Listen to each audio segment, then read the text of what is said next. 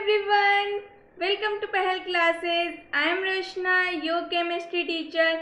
हमने अपने previous lecture में देखा था कि हाइड्रोजन का हम इंडस्ट्री में मैन्युफैक्चर कैसे कर सकते हैं। हमने उसके थ्रू बोश प्रोसेस देखा था कि बोश प्रोसेस के थ्रू हाइड्रोजन कैसे बन सकती है इंडस्ट्री में। वो सब प्रोसेस हमने देख लिया था कि इंडस्ट्री में हाइड्रोजन को कैसे प्रिपेयर कर सकते हैं। आज के वीडियो लेक्चर में हम लोग देखने वाले हैं कुछ एक्सपेरिमेंट्स। हाइड्रोजन से रिलेटेड कुछ फिजिकल प्रॉपर्टीज भी हमने देखी थी, उनके बेसिस पे हम लोग देखेंगे कुछ एक्सपेरिमेंट्स हाइड्रोजन के कि हाइड्रोजन होती है वो एयर से लाइट होती है। मैंने आपको बताया था सबसे ज़्यादा हल्की हाइड्रोजन ही होती है। क्यों होती है इसको शो करने के लिए हम एक एक्सपेरिमेंट देखेंगे। इसके अलावा एक दो एक्सपेरिमेंट हम लोग और देखने वाले हैं हाइड्रोजन के कुछ नेचर्स को बताने के लिए। ओके, सो अपना वीडियो लेक्चर स्टार्ट करते हैं फर्स्ट एक्सपेरिमेंट के साथ में। और ये फर्स्ट एक्सपेरिमेंट आपको नज़र आ रहा होगा क्या है। फर्स्ट एक्सपेरिमेंट में हमें शो करना है कि हाइड्रोजन होती है वो एयर से लाइट होती है। कैसे? यदि हम थोड़ा सा कॉमन सेंस लगा के बात करते हैं कि हाइड्रोजन एयर से लाइट होती है, तो हम थोड़ा सा कॉमन सेंस लगा सकते हैं और देख सकते हैं कि हाइड्रोजन का जो मास होता है वो कितना होता है। हाइड्रोजन का मास होता है वो होता है 1। ओके, ठीक है, हाइड्रोजन का मास कितना होता है 1 होता है। और यदि बात करें एयर के अंदर, तो एयर के अंदर हाइड्रोजन से एयर के अंदर बहुत सारी गैसेस मिक्स होती है। हमें पता है ये बात।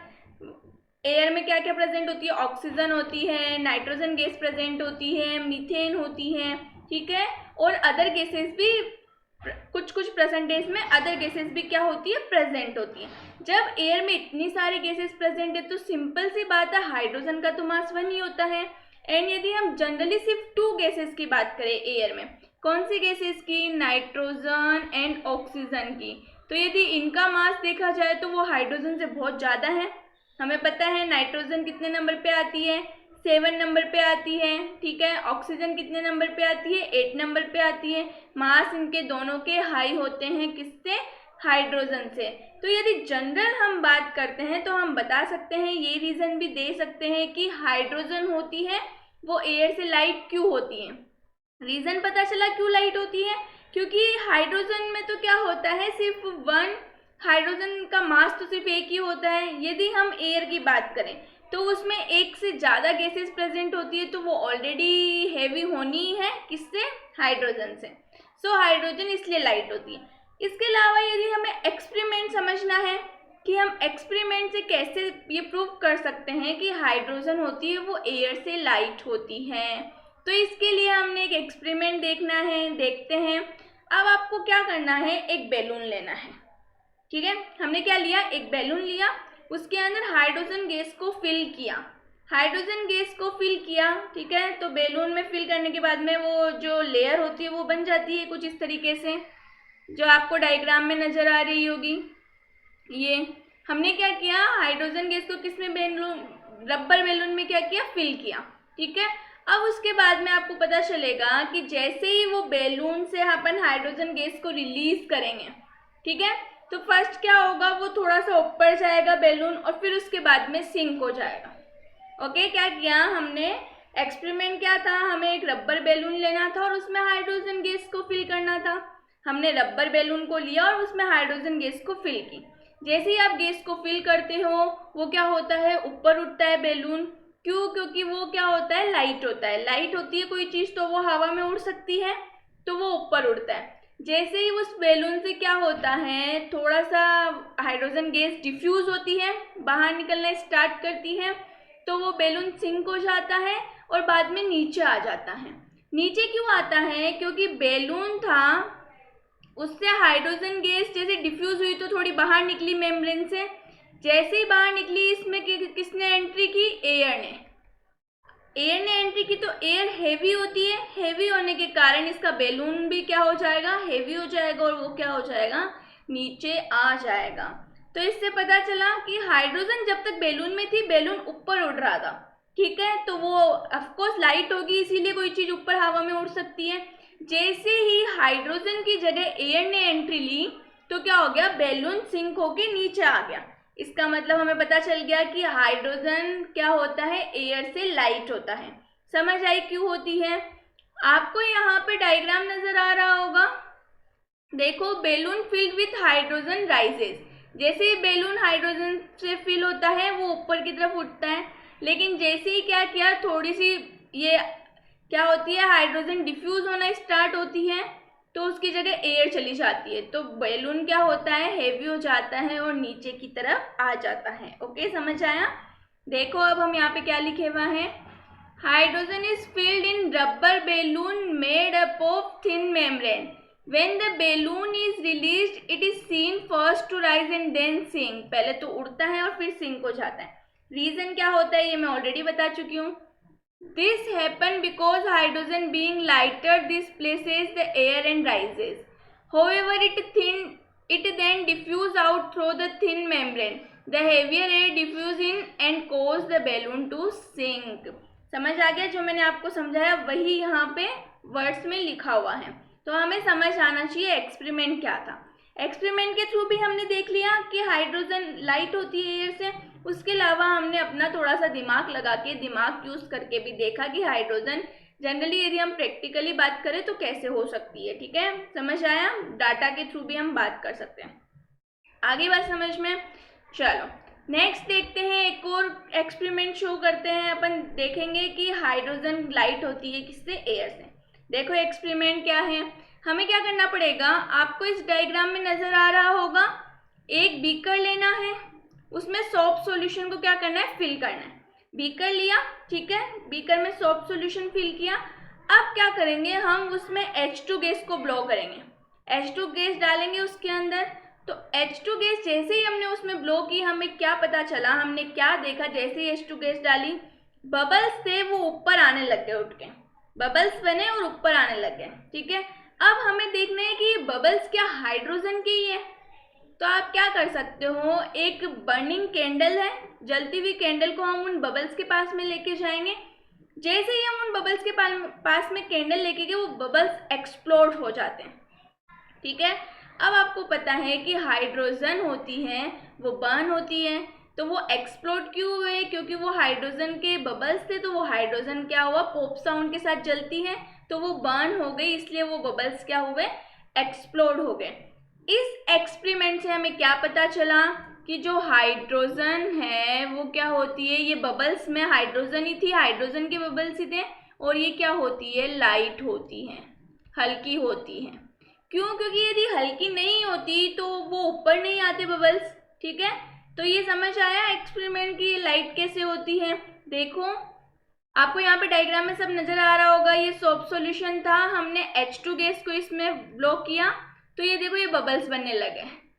ठीक है, इन बबल्स में क्या थी, हाइड्रोजन थी, वो हल्की होती है इसीलिए बबल्स ऊपर आए, वरना ऊपर नहीं आते। ठीक है, वाटर और एयर से हल्की नहीं होती तो ऊपर नहीं आते बबल्स। समझ आया? चलो फिर जैसे ही हमने कैंडल को जलती हुई को इसके पास लेके गई, ये एक्सप्लोड हो गया, बबल जो था वो क्या हो गया, एक्सप्लोड हो गया, फट गया। समझ आया? तो इस एक्सपेरिमेंट से हमें पता चलता है कि जो हाइड्रोजन होती है वो क्या होती है, लाइटर देन एयर होती है। देखो क्या लिखे हुआ है, pure hydrogen gases pass through a soft solution, soft solution आएगा। Okay, it is found that bubbles formed which rises upward like balloons. If a burning candle is brought near the bubbles, they explode. This proves that the bubbles were full of hydrogen and they move up in the air because hydrogen is lighter than air. समझ आया? जो मैंने बताया वही है यहाँ पे। तो हमें समझ आ गया होगा कि हाइड्रोजन होती है वो एयर से लाइट होती है, तभी वो ब्लो कर रहे थे जो हमारे बबल्स बने थे, क्योंकि वो फुल ऑफ हाइड्रोजन थे। वो हाइड्रोजन से फिल्ड थे बबल या हाइड्रोजन के थे, वो हमें किसने बताया, बर्निंग कैंडल ने। ठीक है, ओके, समझ आ गया यहाँ तक। आगे चलते हैं और एक देखते हैं दूसरा एक्सपेरिमेंट। वो एक्सपेरिमेंट क्या है, देखो एक्सपेरिमेंट है आपका, to show that hydrogen is almost insoluble in water. ये तो मेरे को एक्सपेरिमेंट से भी समझाने की नीड नहीं है आपको, मैं ऑलरेडी प्रीवियस लेक्चर में बता चुकी हूँ कि हाइड्रोजन ऑलमोस्ट इनसोल्यूबल होती है वाटर में। क्यों? क्या मैंने ये रीज़न अच्छे से समझाया था? आई होप आप लोगों का आंसर हाई होना चाहिए, क्योंकि हमने देखा था, कैसे देखा था, लाइक डिजोल्व्स लाइक, पढ़ रखा है, रिमेंबर हुआ कुछ, लाइक डिजोल्व्स लाइक, सेम चीज सेम को ही घोलती है। हाइड्रोजन होता है नॉन पोलर और वाटर मॉलिक्यूल या फिर वाटर होता है पोलर।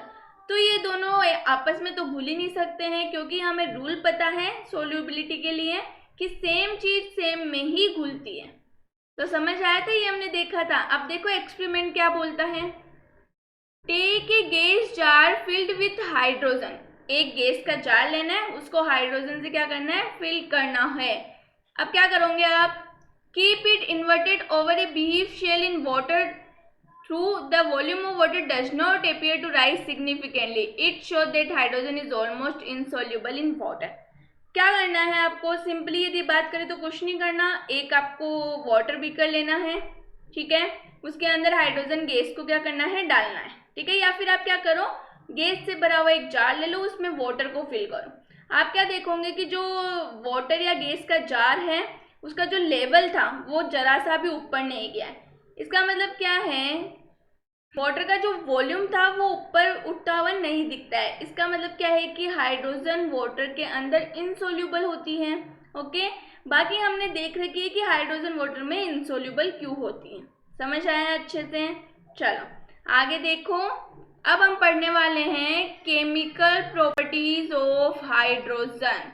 ओके, हमने physical properties already previous lecture में देखी थी। आज हम देखेंगे अब नया topic, chemical properties of hydrogen. Hydrogen की केमिकल प्रॉपर्टीज क्या क्या होती हैं। फर्स्ट देखेंगे नेचर, ठीक है, नेचुरल न्यूट्रल नेचर होता है, ठीक है, क्या होता है, न्यूट्रल होती है, ये नेचुरल नहीं आएगा, ये आएगा न्यूट्रल नेचर।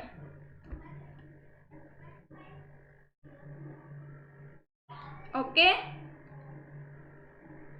न्यूट्रल नेचर होता है। अब न्यूट्रल नेचर का मतलब क्या होता है, ये ब्लू और रेड दोनों लिटमस पेपर के साथ में कोई भी इफेक्ट नहीं करती, कोई भी रिएक्शन शो नहीं करती, मतलब ब्लू और रेड लिटमस पेपर को अफेक्ट नहीं करती हैं। अब ये ब्लू और रेड लिटमस पेपर क्या होते हैं, आई होप आप लोगों को पता होगा, लेकिन मैं फिर भी बता देती हूँ क्योंकि ये फर्स्ट बार आ रहा है। ब्लू और रेड लिटमस पेपर लेबोरेटरी में यूज होते हैं, ठीक है, ये पेपर इस तरीके का होता है। ओके, और ये लेबोरेटरी में इस तरीके से थिन पेपर होता है। लेबोरेटरी में यूज किस लिए होता है, एसिड और बेस को आइडेंटिफाई करने के लिए। आपके पास में कोई सॉल्यूशन आया है, वो एसिड है या बेस है, उनको आप रेड और ब्लू लिटमस पेपर की हेल्प से आइडेंटिफाई कर सकते हो। अब कैसे करते हैं, तो आपको पता होना चाहिए कि क्या होता है, ब्लू लिटमस होता है वो क्या, यदि रेड में कन्वर्ट हो जाता है तो वो आपका सॉल्यूशन था, वो क्या था, एसिड। ओके, मतलब यदि कोई भी सॉल्यूशन ब्लू लिटमस पेपर को किस में कर दे, रेड में कन्वर्ट कर दे, तो वो आपका एसिड होता है। इसी तरह से वाइस वर्सा क्या हो जाता है, बेस के लिए हो जाता है। समझ आया। तो ब्लू और रेड लिटमस पेपर क्यों यूज होते हैं, लेबोरेटरी में हम बेस और एसिड को आइडेंटिफाई करने के लिए इनको यूज करते हैं। ओके, चलो, तो अब हाइड्रोजन यदि न्यूट्रल है नेचर में, तो इसका मतलब वो बेस को भी कोई इफेक्ट नहीं रेड को भी कोई इफेक्ट नहीं करेगी और ब्लू को भी कोई इफेक्ट नहीं करेगी। ओके, चलो आगे देखो, कंबंशन। हाइड्रोजन तो क्या होती है, आपको पता है कि इनफ्लेमेबल होती है, बहुत ज़्यादा ज्वलनशील होती है, ठीक है। हाइड्रोजन खुद तो बर्न होती है, लेकिन बर्निंग में सपोर्ट कभी नहीं करेगी। हाइड्रोजन खुद जलती है, खुद बर्न होती है, लेकिन कभी भी किसी दूसरे सब्सटेंस को बर्निंग में सपोर्ट नहीं करती है। ये बात आप लोगों को पता होनी चाहिए। इसके लिए हम एक एक्सपेरिमेंट भी देखेंगे। ओके, लेकिन आपको अभी इतना पता होना चाहिए कि हाइड्रोजन जलती है एयर की प्रेजेंस में, बर्न होती है, लेकिन वो कोई दूसरा सब्सटेंस है उसको सपोर्ट नहीं करती है। ओके, देखो, hydrogen is a combustion gas but it is a non supporter of combustion, ठीक है, मतलब ये खुद तो बर्न होती है लेकिन दूसरे सब्सटेंस को सपोर्ट नहीं करती है बर्निंग में। देखो, that is it burns itself but does not allow substance to burn in it.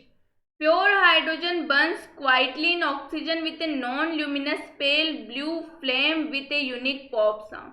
ये मैं ऑलरेडी बता चुकी हूँ आप लोगों को सर। हाइड्रोजन क्या होती है, एयर की प्रेजेंस में आते से ही बर्न होती है, ठीक है, और वो पॉप साउंड के साथ में बर्न होती है और उसमें फ्लेम निकलती है पेल ब्लू कलर की। समझ आई क्या होती है? हाइड्रोजन को यदि हम एयर में क्या करते हैं, रिएक्शन करवाते हैं, तो आपके पास में क्या हो जाती है, बर्न हो जाती है। ठीक है, देखो हाइड्रोजन को यदि एयर के साथ में रिएक्शन करवाई, मतलब एयर के कांटेक्ट में आई, तो ये बर्न होती है और ओनली प्रोडक्ट बनता है वाटर। फर्स्ट जब हमने चैप्टर स्टार्ट किया था तब हमने शुरू के लेक्चर्स में देखा था कि हाँ, हाइड्रोजन जब भी बर्न होगी उससे ओनली वन प्रोडक्ट बनता है और वो होता है वाटर। ओके, और ये रिएक्शन होती है एक्सोथर्मिक रिएक्शन। अब बार बार एंडोथर्मिक एक्सोथर्मिक आता है, तो आपको आना चाहिए एंडोथर्मिक और एक्सोथर्मिक क्या होता है। आज मैं फिर से बताती हूँ।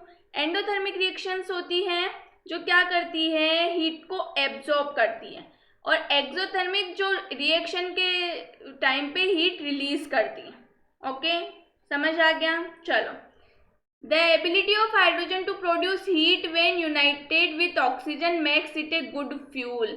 तो हाइड्रोजन क्या होता है, गुड फ्यूल की तरह यूज होता है, क्योंकि इसकी क्या टेंडेंसी होती है, ऑक्सीजन के कांटेक्ट में आके बर्न होने की टेंडेंसी होती है। समझ आ गया? चलो देखो, a mixture of hydrogen and oxygen on ignition produce an explosion.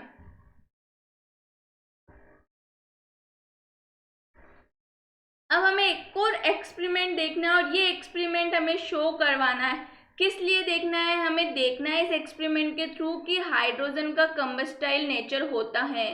ठीक है, जो हाइड्रोजन का कंबंशन नेचर है उसको हम इस एक्सपेरिमेंट के थ्रू देखने वाले हैं।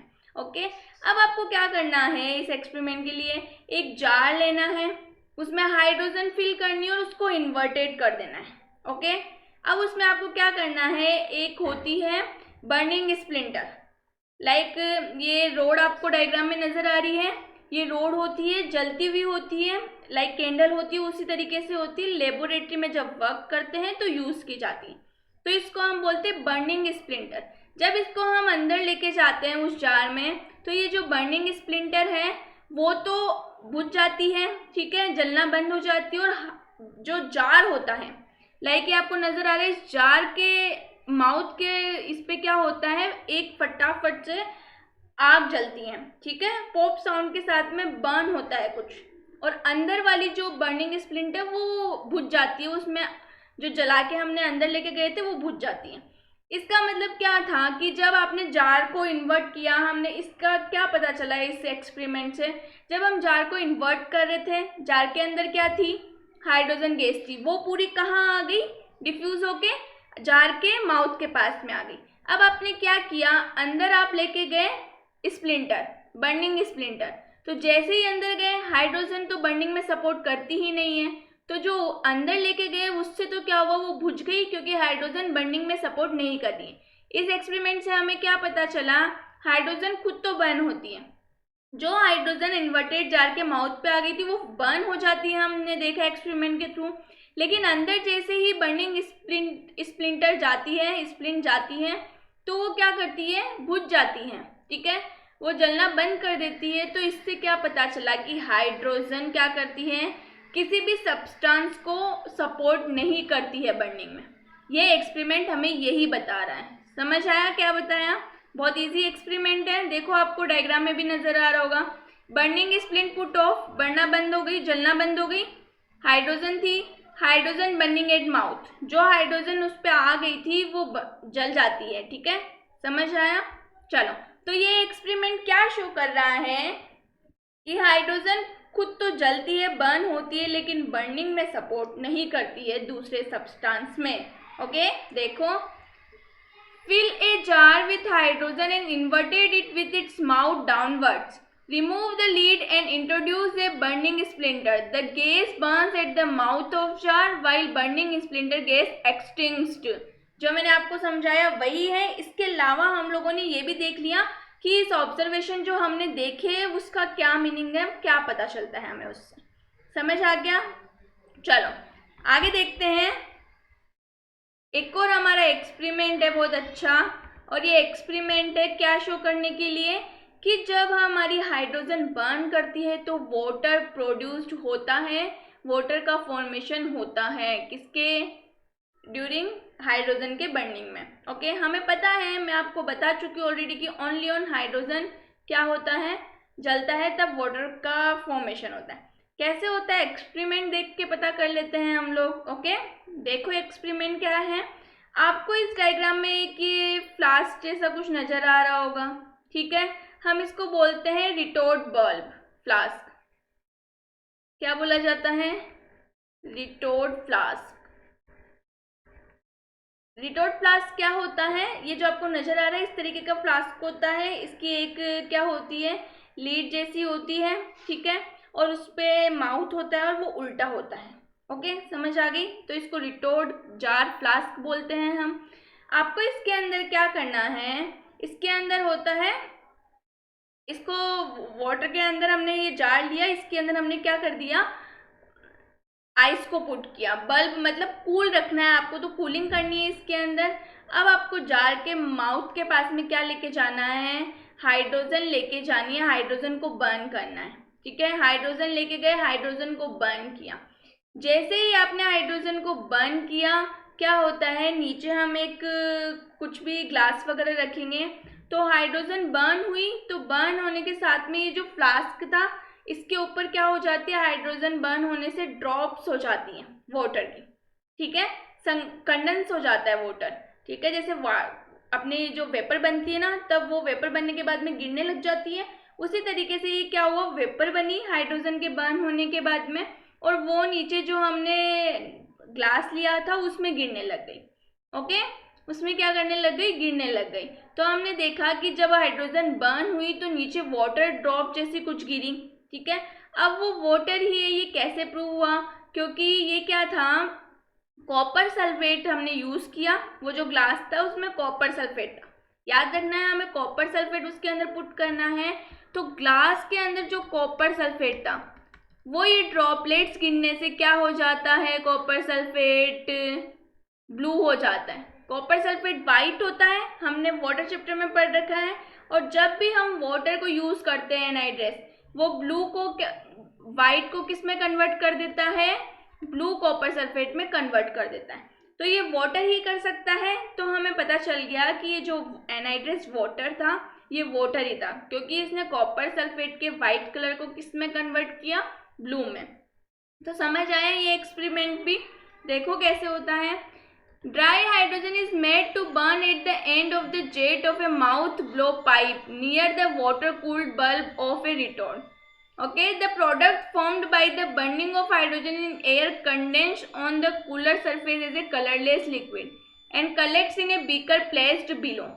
The condensed liquid is in confirmed to be water. It turns anhydrous copper sulfate which is white to blue. मैंने जो बताया वही मैंने यहाँ पे रीड किया है। आपको क्या करना है, सिंपली यदि हम बात करें तो लेबोरेटरी में जाके ये फ्लास्क आता है, रिटोर्ट बल्ब आता है, इसको लेना है, ये कूल होना चाहिए अंदर से, ठीक है। अब आपको क्या करना है, इसके जार के पास में ले जाके हाइड्रोजन को क्या करना है, बर्न करना है। हाइड्रोजन वैसे एयर की प्रेजेंस में बर्न होती है। बर्न होने पे इस फ्लास्क के चारों तरफ क्या होता है, वाटर ड्रॉपलेट्स जैसी क्या होती है, कंडेंस होने लग जाती है। अब जो वो कंडेंस हो रही है, ये उसका माउथ खुला है, उल्टा है, तो वो जो भी उस पे आ रही है वो नीचे जाके एक ग्लास में गिर रही है, ठीक है।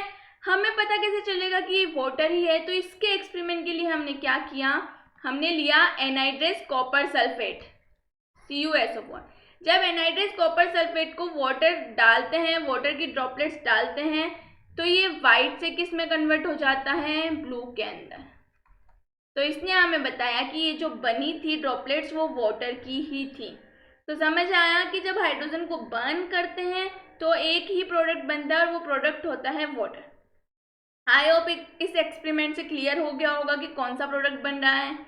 अब यहाँ तक आपको सारे एक्सपेरिमेंट समझ आ गए होंगे, हमने क्या क्या एक्सपेरिमेंट्स किए।